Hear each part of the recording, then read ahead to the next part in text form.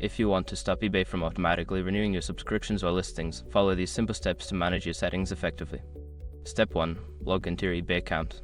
Visit the eBay website and log in using your username and password. Make sure you are accessing the correct account that has the Auto Renewal feature you want to disable. Step 2. Go to Account Settings. Once logged in, navigate to the My eBay section. From there, click on Account to access your account settings where you can manage subscriptions and preferences. Step 3. Find Subscription Preferences. In the Account Settings menu, look for the Subscriptions or Selling Preferences section.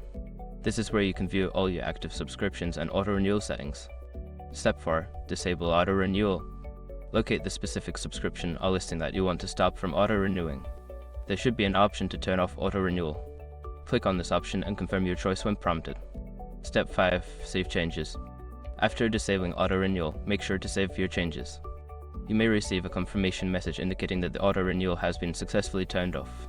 By following these steps, you can effectively manage your eBay subscriptions and prevent any unwanted charges in the future. If you have any further questions, feel free to reach out to eBay customer support for assistance.